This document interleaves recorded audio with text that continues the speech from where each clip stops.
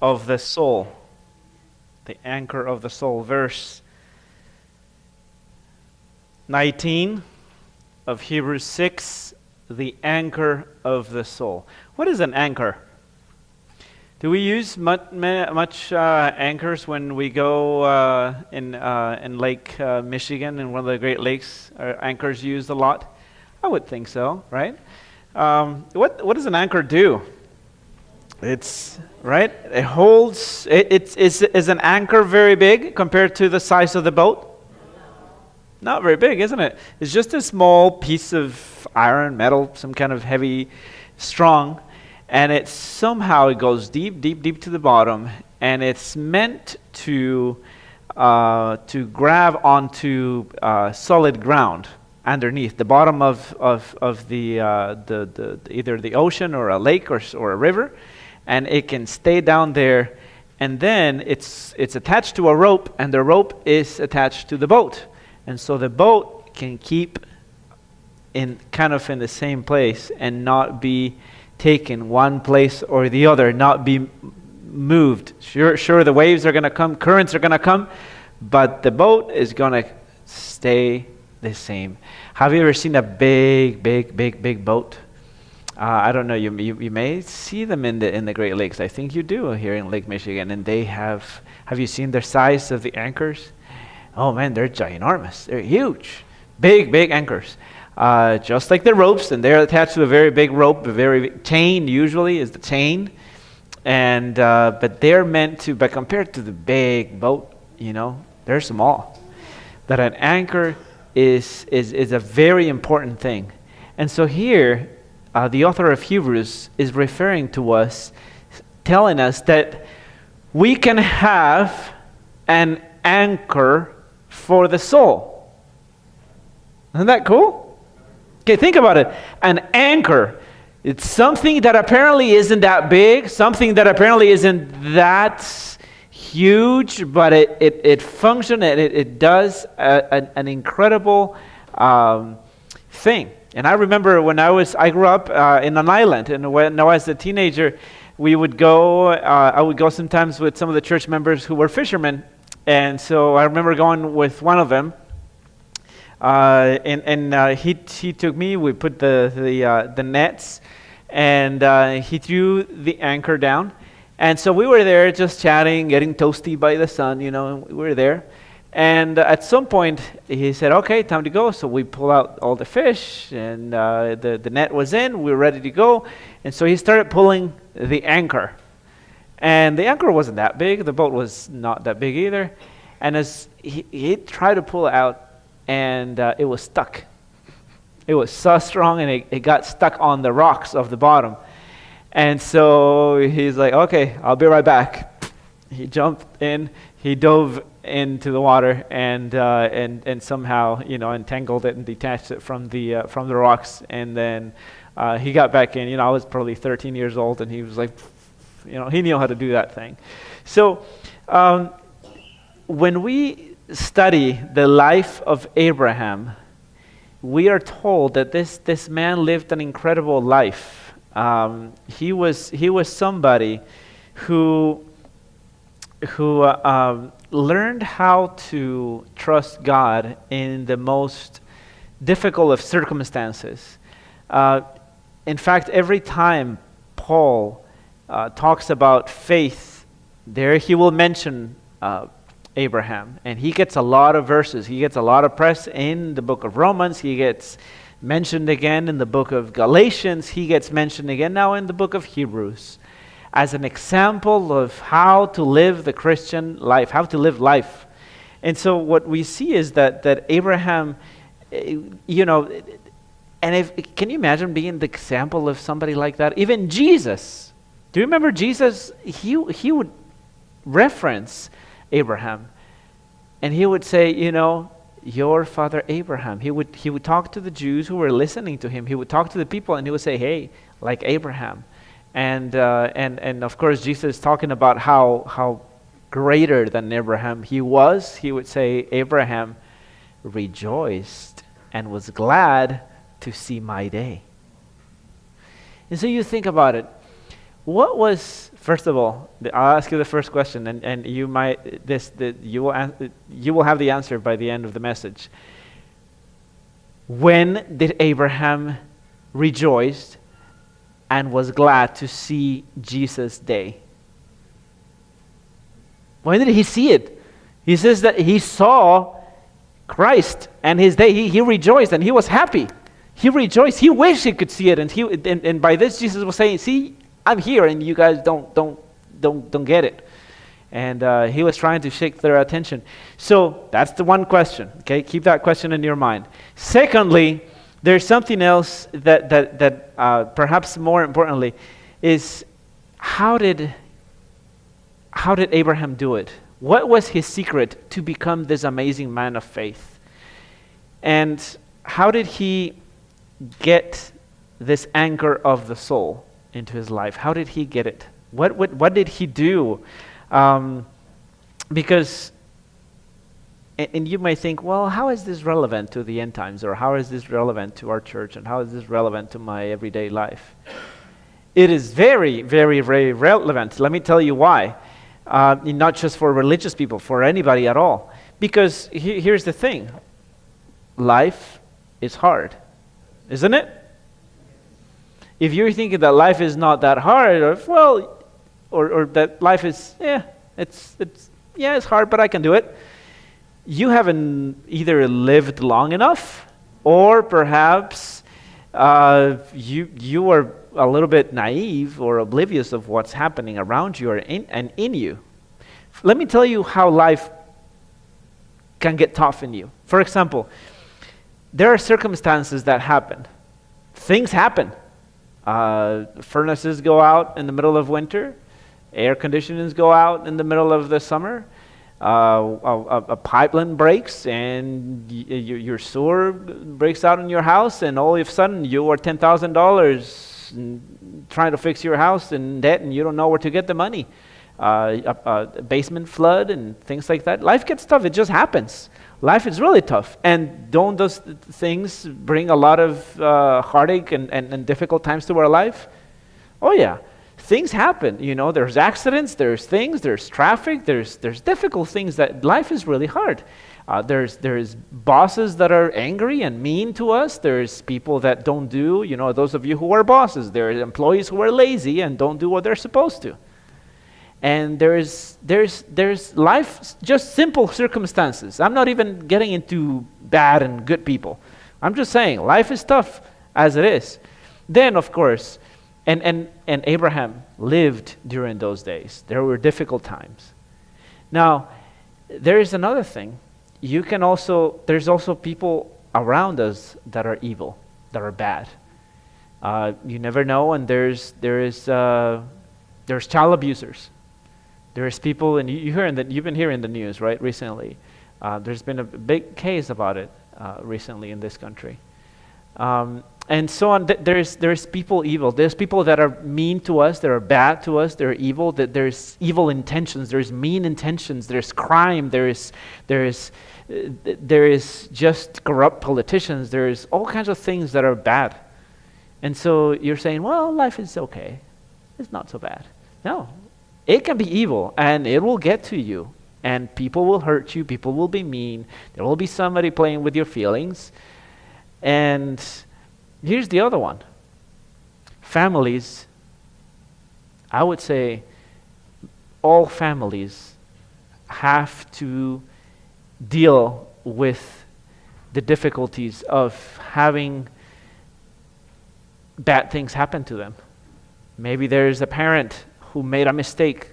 There's a father who wasn't necessarily there for his children. There was maybe a mother who wasn't necessarily there, or she just simply made a mistake, or she carried some of her own things into the kids. And so that was you, and you look at yourself and you think, oh yeah, why do I act this way? Why do I think this way? Why do I react this way? These things has to do with when I was little, my dad used to say these things to me, and I was like, oh, it made me so bad. And so when somebody comes to me, I realize that, yeah, Haven't you thought about that? Haven't you think about it? Yes, of course. A lot of things, and this was one of psychologists always go around this thing because the psychologists know that a lot of the bad things that happen to us as kids because our good intended parents sometimes made parenting mistakes. Oh man, and you're a parent. Those of you who are parents here, you want to do the best for your kids, but I'm telling you, you will make mistakes. Life is tough. And now here goes the next one, why life is difficult.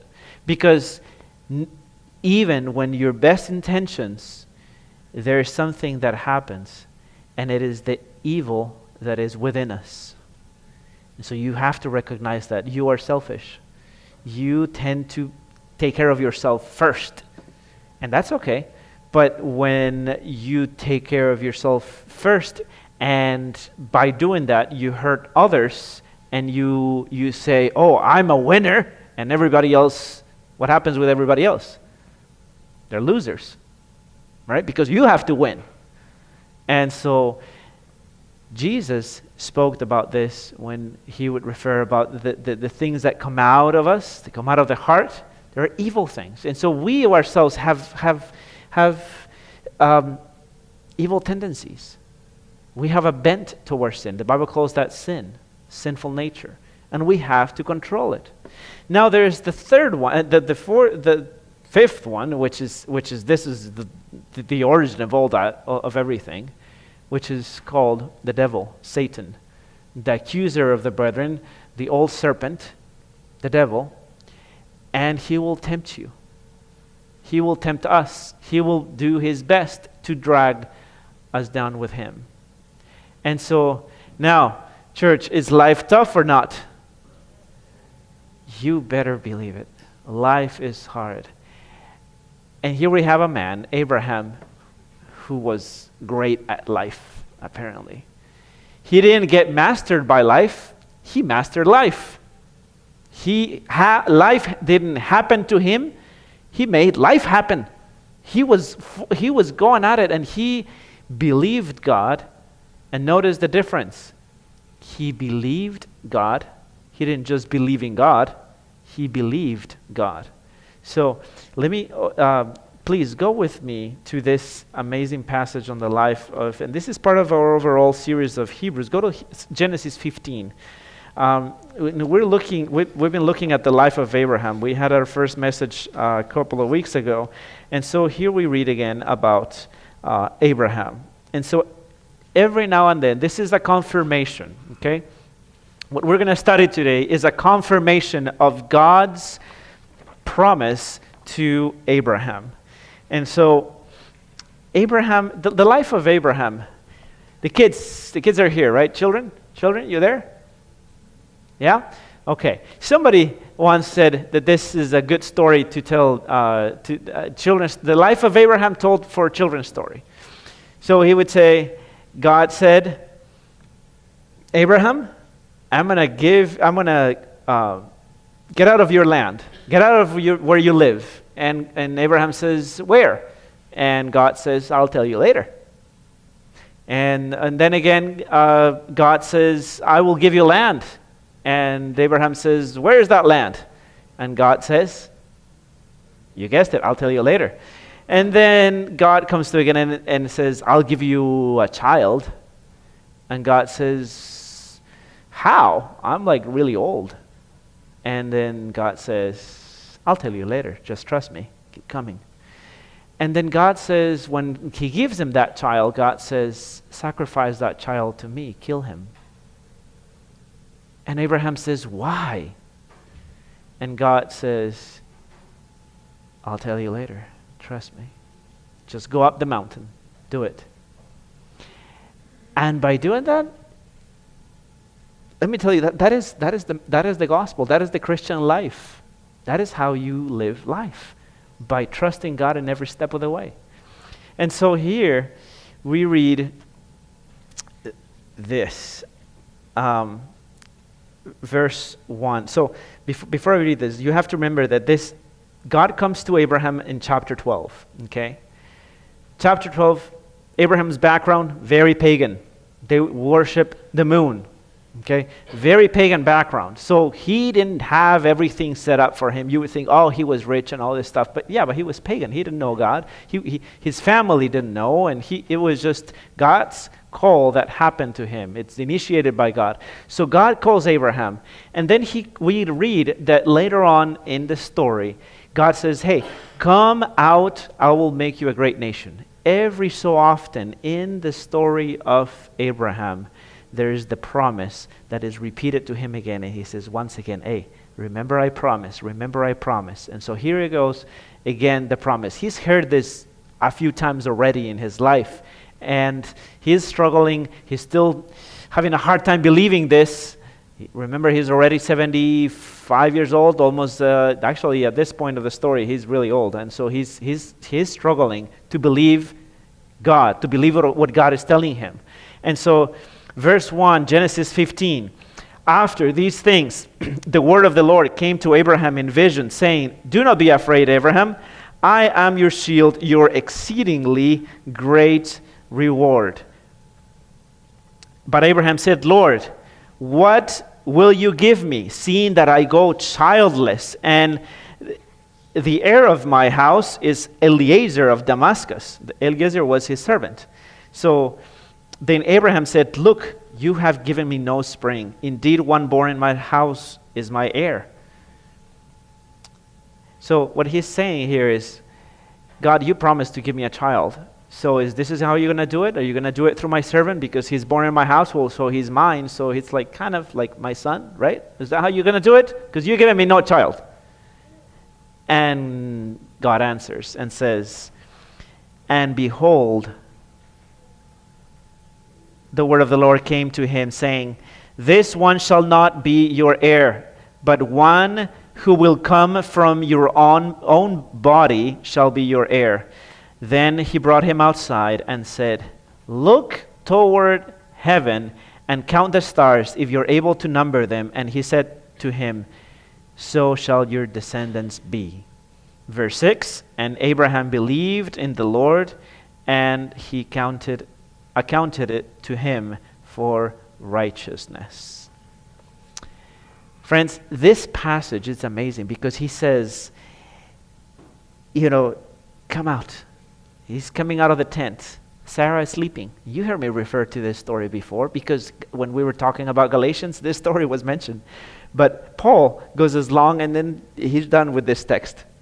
That's as far as he goes, right? He doesn't continue referring to this text. He says, Abraham believed and it was credited for him as righteousness. Yes? Righteousness by faith. Amen. He believed, his sins are forgiven. He's good. He's righteous. Yay! Good. All right. However, and this verse is quoted in Romans and it's quoted again in Galatians. But my friends, there is something else here that we need to look at that is so important. Because this involves a promise to be the father of many nations, and he's got no child. And Abraham believes, but Abraham is kind of like that one guy that brought a sick son to Jesus and said, hey, Lord, I know you can do this, and do you believe? And the guy says, well, I believe, but it's really hard.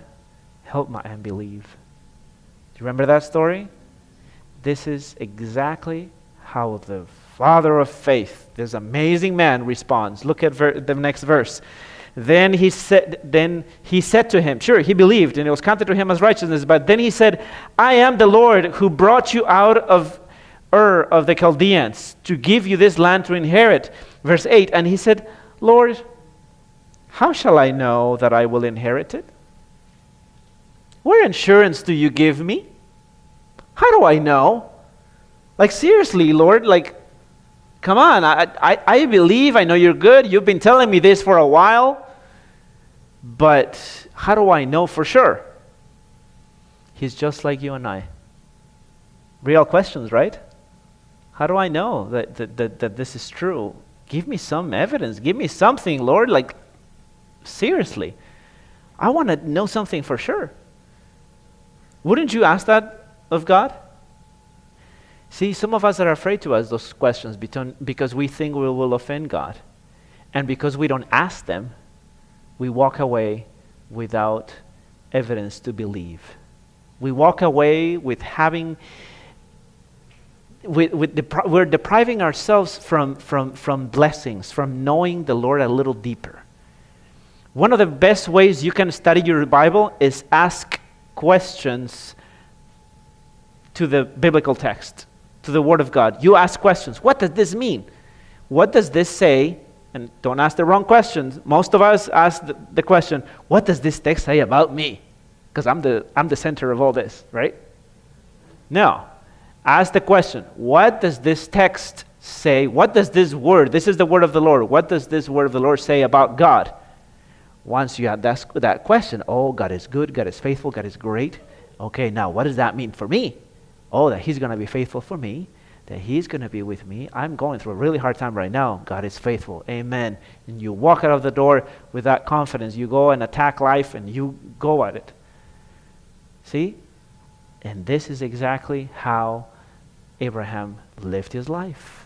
He was weak, actually, and you know that. Those of you who read the story of Abraham, he was not that incredible of a guy. But here goes. He asks that question and says, "Do you think God walks away?" Well, Abraham, you really have to toughen up and believe, okay? Of you of little faith. He didn't say that. You really need to get your act together. Just believe. Muster it within yourself. See what you can come up with. You have to believe me. God says, I will show you. Let me show you, Abraham.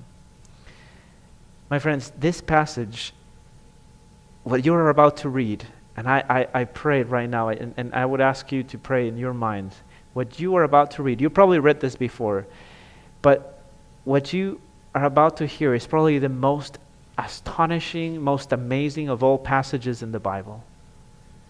It's probably the most amazing passage in the Old Testament. And you don't have this particularly explained in the form of a story in the New Testament. And so, except for the cross of Christ, of course, of what it means that God will fulfill His promises to us, that God will be with us. And so, and this truth is very precious to me as well, because those of you, if I may mention this, Joanne, I've been looking forward to preach this message for a while. A few months ago, probably 2-3 months ago, maybe more, right? Pastor Jerome and I anointed Joanne because she was struggling. Her health was struggling, and I had just been studying this, preparing for this series, and I was. It spoke to me so much, and this is the text that I shared with Joanne, because I really wanted her to see how good God was. That it wasn't in her, it wasn't about her, but it was about God being faithful. No matter what is going on, no matter how difficult, do you see that life is tough? You need something really, really, really good to get through it, to be successful at it, to be great at it, to be faithful at it. And so, here he goes. This is what happened. Bring me a 3-year-old, verse 9, a 3-year-old heifer, a 3-year-old female goat, a 3-year-old ram, a turtle dove, and a young pigeon. Then he brought all this to him and cut them in two, down the middle, and placed them each opposite the other, but he did not cut the birds in two. And the vultures came down on the carcasses, and Abraham drove them away. What is going on here? What is going on? You and I don't know very well. And most of you Adventists, when you see animals being cut off and dead and before the Lord, what does that tell you? There's a sacrifice, right? There's a sacrifice that needs to be made because we are promising the Lord something. We need to do something for God so that He can be okay with us, right? But you will realize that why does he do this? Why does he split the animals in half? And why does he place them one facing opposite of each other? You and I don't know very much. But Abraham, because we're in the 21st century, Abraham was an ancient man, and so this was typical in his land, in the place where he lived. This is a covenant ratification ceremony. This is a ceremony. And so how do we do our contracts today? So for example, I've married a couple of times, a couple of couples. That makes sense? I've married just a couple of people, but when what do we do? There's a few things that we do. You know, we make some promises, right? I'll take you in plenty and in want, in joy and in sorrow, in sickness and in health, as long as we both shall live. You know, and then how do we make sure that that's for real? What do we do in our culture? We sign it, right? And until the groom and the bride have not signed it, according to us, in our law, in our context, in our culture, nothing has really happened, right? And in Facebook, you've seen memes and funny things about this, you know, run, you know, the husband, there's the last chance you can run from this, you know, there's one before the signature. Because after, sure, are there certain consequences? If he before he signed, are there any consequences, legal consequences? Not really. Maybe the black eye, but that's you know, from her family and a lot of embarrassment and all these things, but not necessarily legal consequences. But once you signed, are there any legal consequences? Oh yeah, you better believe it. There's legal consequences. So we go ahead and you know, the bride is asking, you're making all these nice promises, groom, but how do I know that you're for sure? And the groom says, I'll sign. How wimpy of us, postmoderns, Western people. Abraham instead says, let's do the ceremony. I know you want to do this, Lord. Okay, let's do the covenant. Here we go. Let's cut up some animals. Let's put them up opposite of each other. And in this oral storytelling culture, it's all about stories, about things. How do I know that there are consequences for breaking your word? They would act out. Listen, this is important for you to understand the entire passage. There are promises, they would act out the consequences of unfaithfulness, of breaking your promise to this covenant. So, in Jeremiah 34, you would take an animal, cut it up, put it on the ground, not on an altar. That's how we know this is not a sacrifice, okay? And there are two animals cut in half, put it opposite of each other. There's animals, and so this is what the Lord says to the people. If I don't do what I promised to do, may I be cut off, may I be destroyed and laid on the ground like this carcass to feed the birds of the air and the beasts of earth. You would act out the curse. So what was Abraham supposed to do? And this was common. So in the covenant ratification ceremony, the vassal, the lesser person of this covenant, would act out the promises. So in other words, Abraham is about to make a covenant with a king, with someone superior to him. Okay? Pay attention to this, because this is important. He goes and says, okay, you are going to protect me. This was very common. Kings would do this with their peons, with their workers, with their slaves. You know, I would come out to this land. I have no place to go. I don't have land. I don't have anything. The king, the lord of this territory will tell me, okay, you can work this land. You're going to work it. You're going to work for me. And in return, I will bless you. I will give you protection. I will let you work the land. This is a little land for you. You can do this. and you'll be okay. I will protect you. But if you don't, then there'll be consequences. Okay? And so they do, and here, those of you who know a teeny bit of Hebrews, you were trying to learn a little bit of Hebrew about a few months ago, right? And you were asking me. The Hebrew word for covenant, okay, for us, it's an archaic word, covenant. Who does covenants nowadays in Western society? Nobody, right? We just do contracts. But covenant, there's no better word for this. The covenants, what in Hebrew the word is berit, okay? For that word literally means to cut a covenant. To cut a covenant. And it involved blood.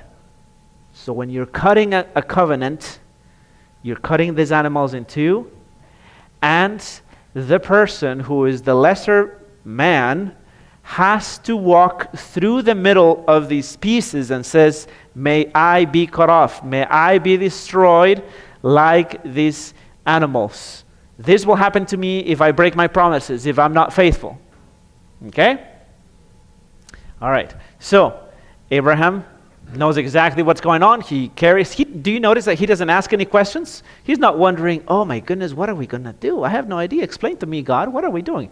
He knows exactly what's going on.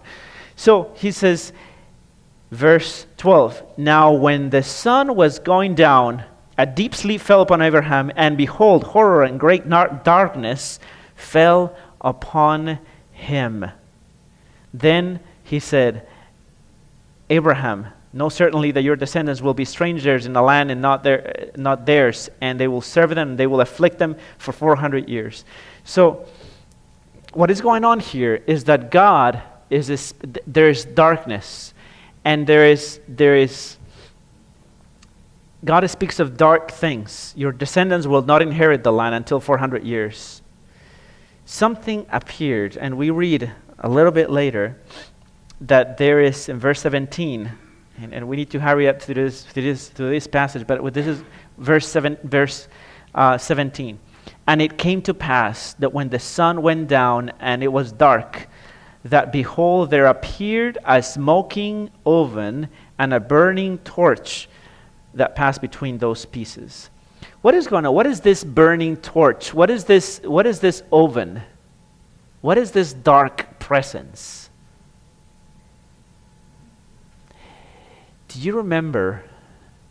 We have to do a little bit of. Do you remember that when the people of Israel stood between the Red Sea and the army of Pharaoh, and the army of Pharaoh was going to kill them and take them back as slaves, and so they're wondering, Moses, why did you bring us here? And Moses says, behold the salvation of the Lord. And then what happens? There's this torch, this fire, this cloud, this darkness that covers and separates them and protects them from the army. Then the Lord opens the Red Sea, and they walk in dry land. Then the darkness dissipates, this torch, this oven dissipates, and then Pharaoh goes to chase them, and water, and they drown and they die. So, another time, darkness and fire was in the mountain, smoke in the holy mountain when they sinned, when the people of Israel sinned a little bit later in the story, and they're afraid. Oh, Moses, we don't even want to see. This is scary. This is crazy. We don't want to see. You go and talk to him, and he may talk to us. That's really easy. They wanted to depend on the minister. You go and talk to God for us. And so later on, the cloud in the day, the pillar of fire at night, all these things, this fire, this thing, it had to do with the presence of God. And it is very vivid, and it's mentioned many times in the Old Testament. It had to do with the presence of God. That presence, that Shekinah glory, that was the glory of God, the presence of God himself, dwelled also in the most holy place in the sanctuary. And so, brothers and sisters, this is what's going on. And so, Deuteronomy also mentions that the mountain burned with fire, wrapped in darkness, cloud, and gloom. Deuteronomy 5:23, the mountain burning with fire. It was God's presence. And so, here it goes. What did this smoke? What did this oven? What, verse 17 tells us, what did it do? What did it do? It passed between the pieces of the animals. This burning torch passed between the pieces we see in verse 17. A smoking oven and a burning torch that passed between those pieces. Do you see what's happening? Who was supposed to walk between the pieces? Church. The lesser person, not the king. Why is God himself passing between the pieces? What is he doing? He is humiliating himself. He's humbling himself and saying, I promise to you. You really want to know that I'm going to be faithful to you, Abraham? That I'm going to be with you every step of the way? That I will give you a child? That I will fulfill my promise? I will show you how good I am. What a great God I am. And how much for sure you can believe me. I am going to walk through the pieces. This was unheard of. Nobody had done this. And so, the assurance about God keeping his promises. I've promised to be your God, to bring salvation to the world through you. And if I don't do what I say, may I be cut off like these animals. May I be trampled, laid dead on the ground like these animals. I am taking this oath. And this is what Hebrews, remember the anchor of the soul? What is this anchor? God made an oath with Abraham. And this is our anchor for our soul. God is saying, my immutability suffer mutation. May my immortality suffer mortality. May my infinity suffer limitation and finitude. May my power suffer powerlessness. The impossible becomes possible. May I be cut off and destroyed. May my body be ripped to pieces if I don't do what I say, what I'm saying I will do. What do you say, church? That's incredible. And Abraham says the same thing. You know, wow, God, that's a great God. I'm so glad to be serving a great God. You are good. You're amazing. But here's the thing, God. To be honest, I never really doubted that you were a loving and good God. I never really thought you could break my promise, but break your promise. But there's an issue, Lord. There's an issue here. You say you're going to fulfill your promises. You're saying that you're going to be faithful. But I am not sure that I'm going to be able to do my part. Because I am, as you can tell, Lord, I'm a sinful man. I had issues. I have issues. I make mistakes. Wouldn't you ask that same question? Wouldn't those things? And haven't you asked yourself those questions when you are saying, Lord, I'm going to give you my life. I surrender to you. And you say, well, sure. We know that God is good. He is slow to anger. He's great in mercy, etc., etc. He died for us. But what about us? Here you're giving me this great promise, but I don't think I can come through. I know you will, but I'm not sure I will keep my end of the bargain.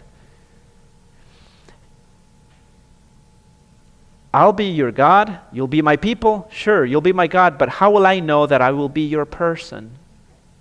I know the church will, but how about me? My friends, don't you ask yourself the same question? I know the church, we've heard all these promises. The gates of hell will not prevail against the church, right? The Lord is in front taking this boat, and he's not leaving this boat. He's driving it. He's going. God will take his church. But Lord, how do I know about me? Me. Personally. Sure, you'll be faithful to your people, but how other you know that I will be faithful, that you will be faithful to me, that I will be faithful, that about me? How do I know for sure about me? I know you walked between the pieces, but how do I know about me? And here it is, my friends. We skipped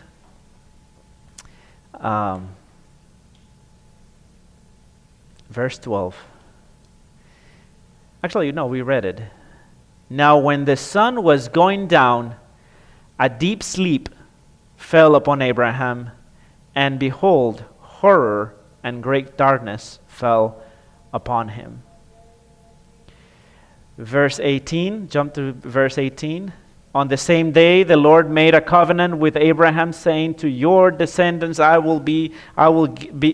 have given this land from the river," etc., etc. And he mentions all the territories and the people that live there. My dear friends, my dear church, how do we know? How did Abraham know for sure about himself? He knew that he was a sinful man, just like you and I.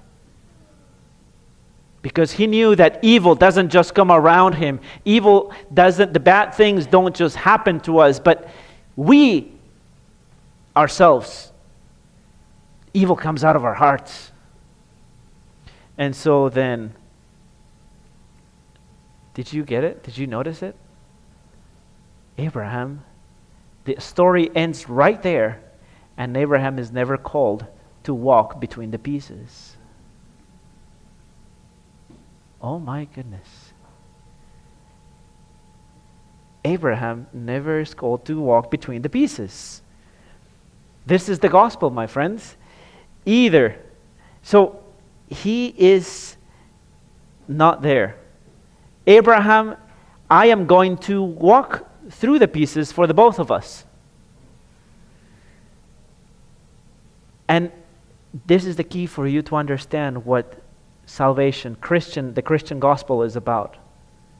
What Jesus is about, God is about, what this life is about. What this is, that salvation in the Christian faith is not a cooperative effort. It is not God helps those who help themselves. It is not a partnership. Some people hate to hear that. Oh, but I got to do my part. I got to do my part. Well, here you go. How can you do away with this entire passage? It's not just one verse, it's an entire story. My friends, God is saying, I will take the curse of the covenant for both of us. If I fail, and because I know you will, I will take it for the both of us. May I be cut off if I don't do my end of the bargain, says God, but may I be cut off if you don't do yours. If you don't do your part, I'm going to die, says God. I will bless you even if it means, and it did, that I have to die. And God died. And he took the curse for us. Centuries later, Mark 15:33 tells us that now when the 6th hour had come, there was darkness over the land. And God says, my God, why have you forsaken me? There was darkness, the presence of God, but the wrath of God fell upon his son. See, Isaiah 53:8 tells us Abraham didn't know, he had no idea, but he saw. Remember the question? How did Abraham saw Jesus' day and was glad? You see now? See? Abraham didn't know this, what it would cost for God to fulfill his promises for the both of them, but Isaiah tells us, for he was cut off from the land of living, for the transgression of the people he was stricken. His immutability did suffer mutation. His immortality did suffer mortality. He was powerless. He was destroyed. He died. My friends, he was trampled into the dust, and he became like those carcasses on the ground. The darkness came down on him. God took the fall for you and I. My friends, And this is so crazy. You see how good God is. Now, how do we apply this? And you're wondering, oh man, okay, so what does this mean to us? Okay? We ask the text. Again, this is how we read the Bible. What does this passage say about God? Abraham is not the hero of the story. He didn't even walk. Remember, the heroes in the story are not in the stories are pointing to a greater hero. This is how you read the Bible, my friends. When you're reading the Bible, ask, what does this text tells us about God? And then, what does this tell us about us? We're asking the second question now. We know that God is great. He did it for the both of us. Okay, what does it say? We ask questions about our nature. This is the anchor. And sometimes we haven't. Remember that the anchor needs to be thrown into the water, and it needs to go down deep and hold on to something so hard, so strong, like the rocks that one time with my friend, that the waves can come, currents can come and go, water, anything, and that boat is strong and it's keeping there steady and it doesn't go anywhere. The life comes in, evil comes in, bad parenting, good parenting, anything, spoiled kids, abused kids, anything can happen to us, but we're staying strong. Anything comes to us, bad, horrible things people say to us, horrible things we say to people that we've hurt, things we mess up. Think about this. God is saying, I have covered it all. Now, all of our problems come because we don't trust this promise. All of our problems in life come because, for example, why do we worry? It's because we don't trust His wisdom. We don't know that He's leading our lives, and so we're worried. Oh, Lord, look at this. Look at the waves. They're coming at me. This is crazy, and I don't know what's going to happen. I'm so worried. I don't know how we're going to make it till the end of the month. I don't know what's going on. And so what happens? I worry. I'm not trusting that God is wise and that He's allowing me to go through this difficult time so that I can learn to trust Him. I don't trust Him. It's my lack of faith. And everything that doesn't come from faith is sin. Why are we angry and bitter? That's a great evil of our time, and it's especially of our young people. We've seen so many horrible things, and we get cynical. We get negative and bitter and angry about life and about things, and we sort of become, kind of nihilistic. We just say, "Oh well, that's it. All people are fake. We're done." But that means we're not trusting God's justice. That He is going to exercise His justice in due time. He's going to do it. He's going to do justice. I want to ask my friend here, he struggled. He would come to me, this is tough. Kids are still back home. Papers, green card, there was nowhere to be seen. But in due time, God does justice. We don't know where, and sometimes we don't even know if He's going to do it or how is He going to do it, but we need to trust Him. And my friends, it is not, listen to this, it is not, remember that God didn't say to Abraham, Abraham, try harder. You got to believe this. You got to trust. Go. God says, I'm going to show you how good I am so that you can trust.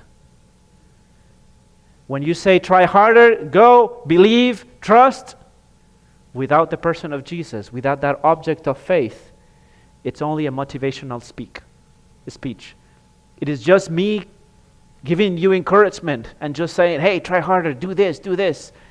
You got to obey, you got to do this, you got to be good, you got to overcome sin. How am I ever going to overcome sin if the power that comes from God, that I don't contemplate the goodness of Jesus Christ towards me so that I can be obedient, so that I can overcome, so that I can reflect at all the goodness of God in my life. Amen. So my friends, you want to do all this. Why do we disobey it? Here we go, is because we say, hey, I better do what I think will make me happy and brings me gain and pleasure, because if I trust God all the way down, I will miss out on the party. Look at all my friends having fun. Look at all my friends over there. They're having fun. They have all the good things. They have all the good clothes and all the good shoes and they're partying and they get all the girls. And me, I'm a little Christian here stuck in church. Mama brings me here. But then the Lord says, it's okay. Trust me. You're not going to miss out on any party. I'm going to spare you from a life of heartache. So trust me. Don't disobey. Trust. Why no self-control? Why is there such a low self-esteem, anxiety, pride, insecurity, bitterness? Is because the anchor hasn't gone down deep enough. Hasn't seen. How do I know? You have to ask the Lord, Lord, help me to believe. I have it in me. I don't have it in me to trust. It's hard for me. I'm worried. I'm anxious. I'm bitter. I'm cynical. Tell him, open up. Say, Lord, I don't know. I don't know if I really should be, if I'm going to believe you, but just tell him. Major in Jesus Christ. Major on his goodness.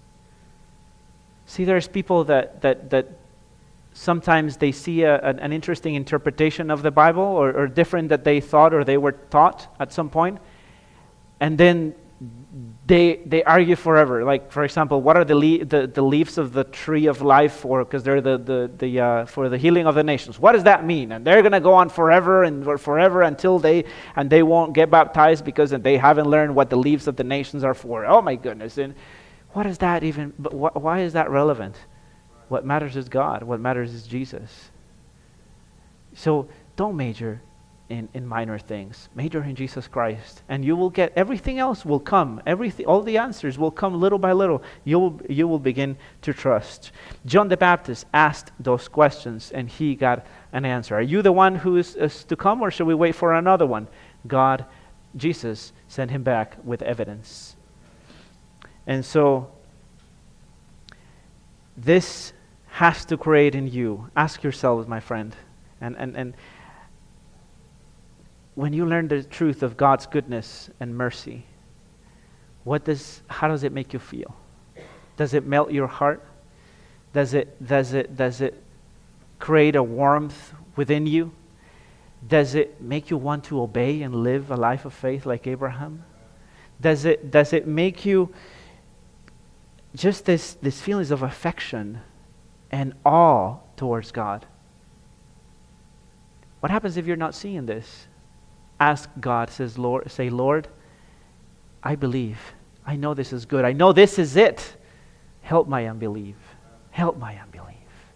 My friends, I pray that today, that you would put no trust in circumstances, no trust outside of Jesus Christ and what he did for you. That when you come to Jesus, as we read in the first verse that we read today in Genesis 15, Abraham, I am the Lord your God, your great reward, your exceedingly great reward. May God be your reward, Church of Hammond. Amen.